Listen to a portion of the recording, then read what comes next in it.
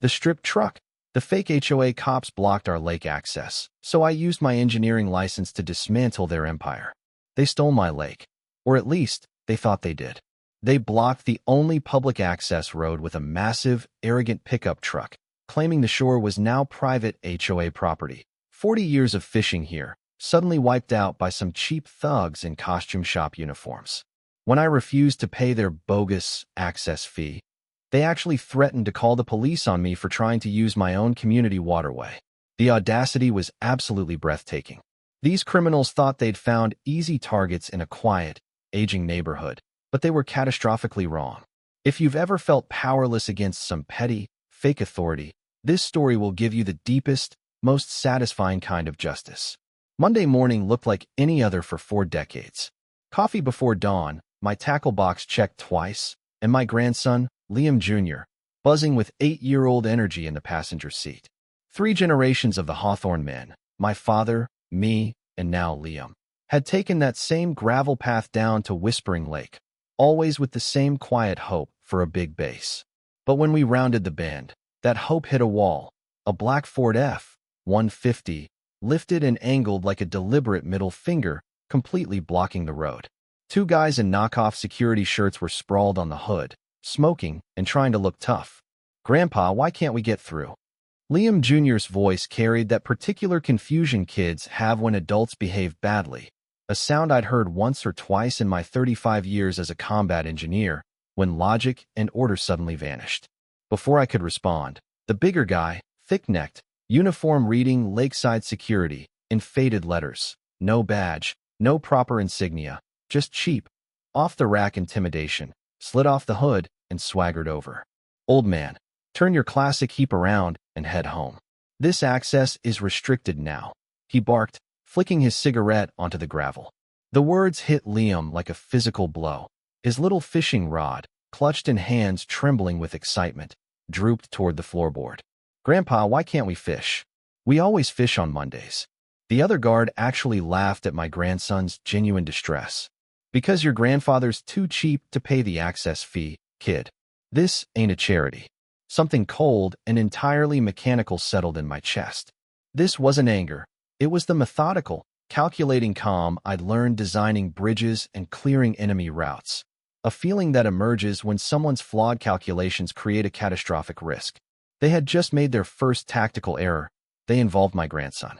They wanted drama, but I gave them none. "We'll be back," I told them, my voice carrying no heat, no promise, just an unshakable statement of fact. They exchanged disappointed glances. They wanted confrontation to justify whatever petty power trip came next. They weren't getting it. Not yet. Liam stayed quiet on the drive home. When we pulled into my driveway, he finally looked up. "Grandpa, are we really not allowed to fish anymore?" I looked past him, toward my workshop, hydraulic rig, precision tools, decades of records in the house, files on deeds, easements, and water law. Old engineers never truly retire. "Liam, tomorrow might be different," I said. "Sometimes people think they have authority they don't actually possess, and sometimes those people need a comprehensive education about the difference." That afternoon, I spread the county records across my workshop table. Whispering Lake, designated permanent public access by County Resolution 9904, 1965. Donated by the original founders with specific, ironclad deed restrictions preventing any private entity from limiting public access. Federal waterway protection under the Clean Water Act. State easement laws that superseded any homeowners association authority, real or imagined. Law is precise. Authority either exists or it doesn't. These men had none, and the whole theatrical setup screamed of an orchestrated fraud. I called the sheriff's department. "This is Robert Hawthorne on Ridge Road. Someone's blocked the public access road to Whispering Lake, claiming to be HOA security." The dispatcher's response was immediate and utterly frustrating. "Sir, is this a homeowners association dispute? We don't get involved in civil matters. You'll need to contact a lawyer." I heard resignation in her voice, a familiarity that suggested this wasn't the first such call, and that meant a pattern. A pattern always indicates planning. I spent the evening examining the massive hydraulic system in my workshop, a military surplus powerhouse I'd acquired for retirement projects. It hummed to life with its familiar, quiet authority. The rig purred at steady pressure. I had lifted worse and worse places. A lifted Ford F-150 would not slow down 35 years of engineering expertise. Liam appeared in the doorway. "Grandpa, what's all that equipment for?" I looked at him, then at the machinery. "It's for solving problems, Liam. Specifically, problems involving objects that are in places they shouldn't be." He nodded with the seriousness children bring to conversations they sense are important. "Are you going to solve the lake problem?" I powered down the hydraulics. "Liam, what did I teach you about bullies? That they usually don't have the authority they pretend to have." "Exactly," I said. "And what do we do when someone claims authority they don't possess?" His small face scrunched in concentration. "We check their paperwork. And if their paperwork is fake," I gestured toward the dust-covered equipment, "we use the appropriate tools to restore proper order." Over the next few days, the pattern established itself with military precision. Every morning at 7 o'clock sharp, the Ford F-150 took its position. By day 3, they'd added reinforcements, 2 more men, a folding table, and a cheap Bluetooth speaker blasting aggressive music. Day 4 brought the sign, "Private property, no trespassing, $50 access fee." They had transformed a public waterway into a personal revenue stream, counting the cash with theatrical enthusiasm. I documented everything from my bedroom window: times, faces, license plates, all temporary registrations, another huge red flag. On day 5, Mrs. Helen Carter, a 70-year-old retired nurse who'd walked that path for 30 years, tried to access the lake with her grandchildren. I watched through binoculars as the lead thug demanded $50. When Mrs. Carter protested, he laughed and pointed to the sign. "30 years don't mean squat, lady. New management, new rules. Pay up or take a hike." The children started crying. Mrs. Carter, all 70 pounds of retired dignity, turned away, her shoulders slumped with a defeat that had nothing to do with age and everything to do with systematic intimidation. I called 911 again, citing chapter and verse of the federal statutes. The dispatcher gave me the script: HOA dispute, civil matter, call a lawyer. But I knew why. These people were using legal confusion as cover. Real HOAs have broad authority that police respect. Fake HOAs bank on that respect being extended to them by default. Unless someone challenged their documentation with specific legal authority, law enforcement would continue to treat it as a civil matter, their perfect shield. Day 7 brought outright intimidation. Security cameras appeared on telescoping poles, aimed not at the lake, but directly at the surrounding homes, specifically mine. The message was clear: "We're watching you, old man." Mrs. Carter called that evening, her voice trembling. I spread my research across the counter. "Helen, I've checked county records back 50 years. There is no registered HOA for this area. No incorporation documents, no filed covenants. They are operating a criminal enterprise disguised as property management. Then why won't the police help?" Her question was the core frustration of a lifetime of believing in systems. Because they're banking on the police respecting the appearance of law. Day 11 brought the breaking point. The Miller family, young parents whose 6-year-old daughter, Lily, loved feeding the ducks, approached the checkpoint. The guard demanded $50 each. "You want $150 for a family to walk to a public lake?" the father exclaimed. The guard shrugged. "New management." Lily stared at the lake, the bag of breadcrumbs clutched in her small hand, then silently turned and walked away. That sound, the silence of a child choosing defeat over decency, crystallized the methodical calm in my chest. That night, I ran the final diagnostics on the hydraulic system. Impact tools, cutting torches, lifting equipment, all operational and calibrated. On my workbench lay the federal documentation establishing my authority to remove illegal obstructions from public waterway access points. My state engineering certifications validated my technical competence. When I put the tools down, Liam was there, staring. "Grandpa, are you really going to fix the lake problem?" "Tommy, what tells you someone's in the right?" "They can prove it." Proof, the right tools, and knowing how to use them.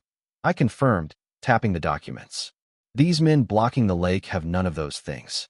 Tomorrow, they receive a comprehensive education in applied engineering. On day 13, Mr. Desmond Black, a man accustomed to solving problems through expensive clothing and calculated arrogance, arrived. Charcoal suit, silk tie, a briefcase that probably cost more than my truck. He introduced himself as the president of the Whispering Lake Development Association, a subtle upgrade from HOA Security. When he knocked on my door, I was ready with coffee and 40 years of experience reading people who believe their own propaganda. Mr. Hawthorne, I understand there's been some confusion about our new access policies, he purred, settling into my kitchen chair, his eyes cataloging the engineering books and county records on the counter. He pulled out a professionally prepared, updated development covenant, official letterhead, legal language, convincing. This grants the association authority to manage common areas for the benefit and safety of all residents. I set his document aside. No notary seal, no filing stamp, and retrieved my own, the 1965 county resolution.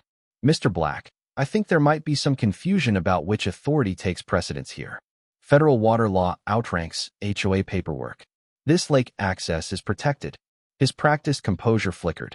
HOA covenants supersede previous agreements when properly filed and ratified. He argued, his voice tightening. If you're not satisfied, you're free to attend board meetings. Tell me about these board meetings, Mr. Black. I leaned back, observing his escalating discomfort. When was the last one? Who are the other board members? Where can residents review the voting records? His briefcase snapped shut with an audible click. I can see you're determined to be difficult. The association has legal authority over lake access. Residents who interfere do so at their own legal and financial risk. Is that a threat, Mr. Black? I asked, my voice flat. It's information, Mr. Hawthorne. I walked him to the door, noting how his gaze lingered on my workshop. Just one more question, Mr. Black. Are your security men licensed and insured? If they're operating without credentials, that opens up significant liability for whoever's directing them. The question hit something sensitive. I think this conversation has run its course, he hissed, departing in a cloud of expensive cologne. I called my former unit's legal officer, now in private practice. Steve, I need a professional opinion on property law.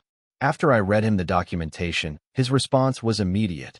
Tom, what you're describing is criminal fraud, not civil dispute.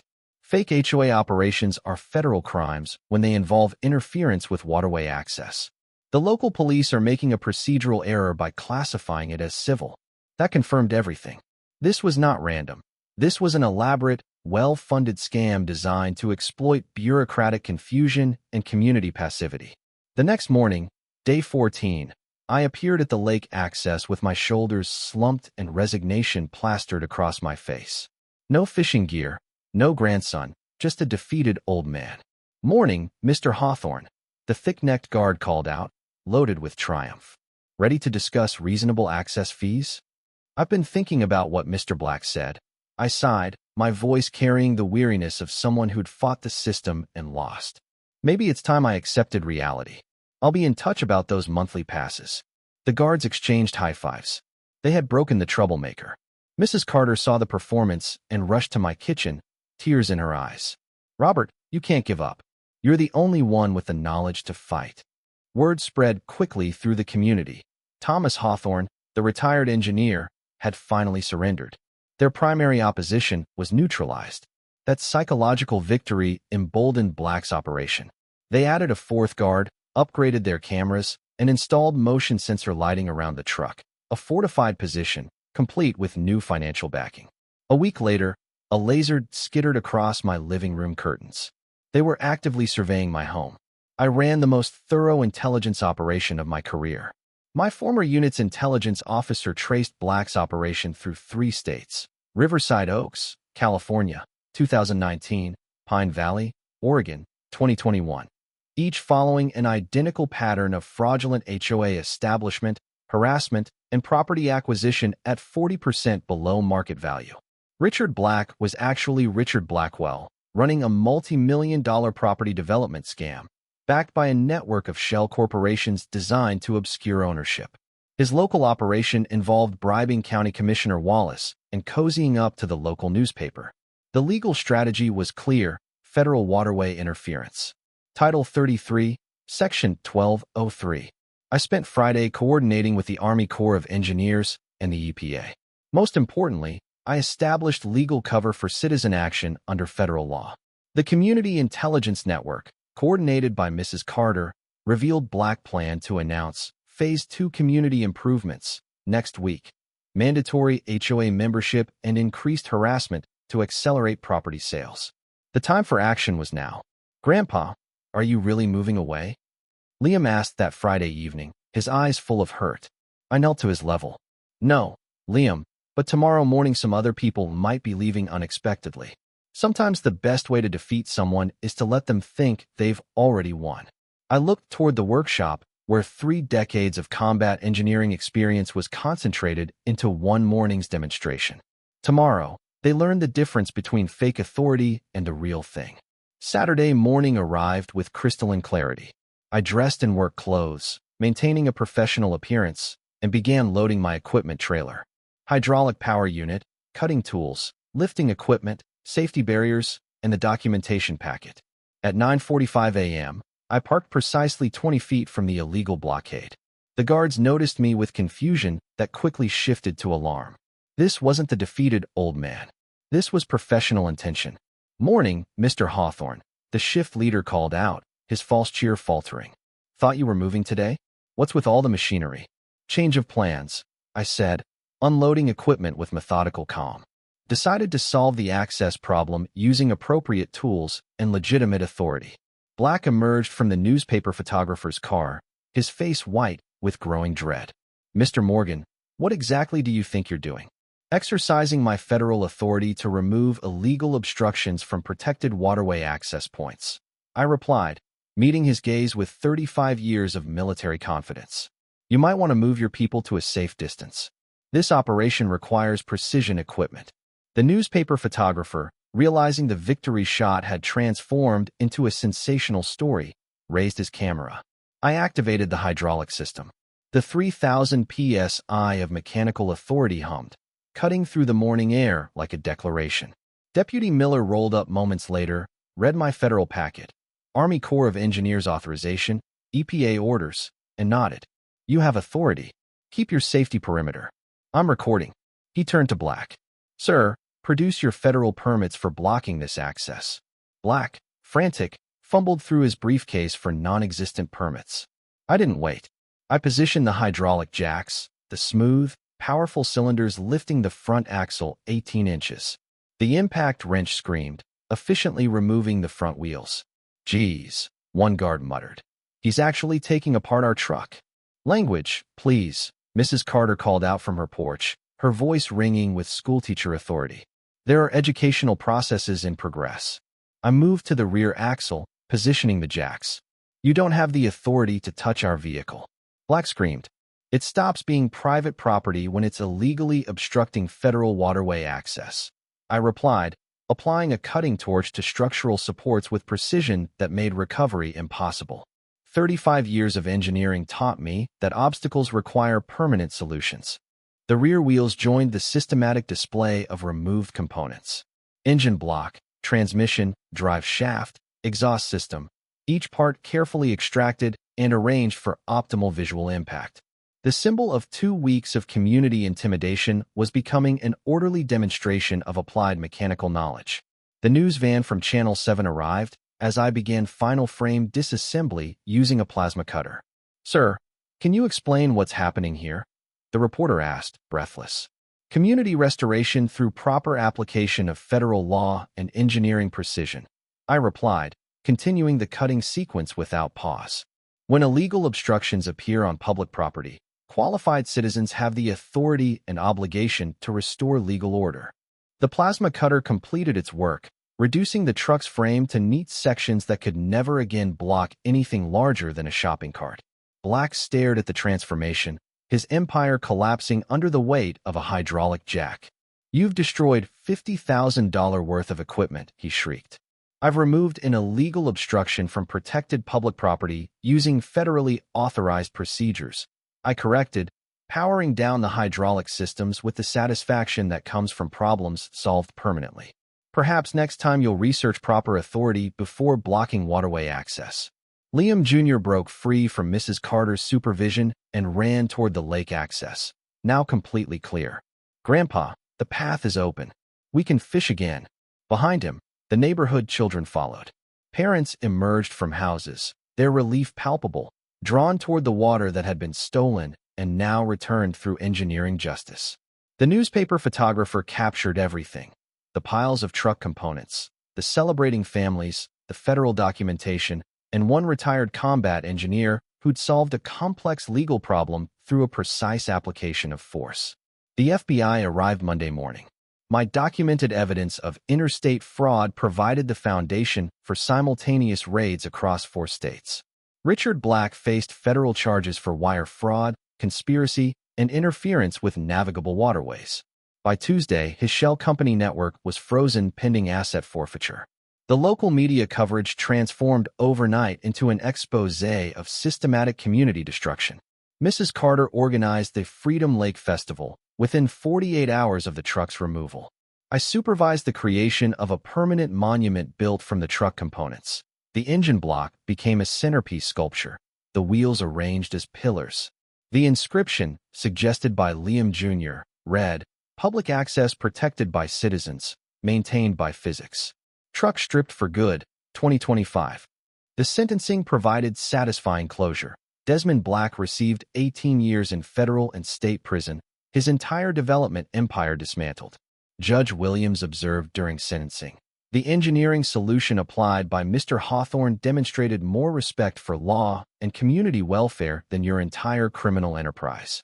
Evening fishing with Liam Jr. restored the rhythm of 40 years of tradition, enhanced by the knowledge that proper tools and legitimate authority could protect community rights against even the most sophisticated fraud. Sometimes justice requires the precise application of force by citizens who refuse to accept systematic harassment as an inevitable bureaucratic reality. Now, I want to hear from you. Was Thomas Hawthorne's action justified, or should he have waited for the police to act, even if they refused? And what part of this story, the corruption, the intimidation, or the final disassembly, was the most satisfying moment of justice? Let me know your thoughts in the comments below. And if you believe in fighting for your community, hit that like button and subscribe for more stories of justice restored.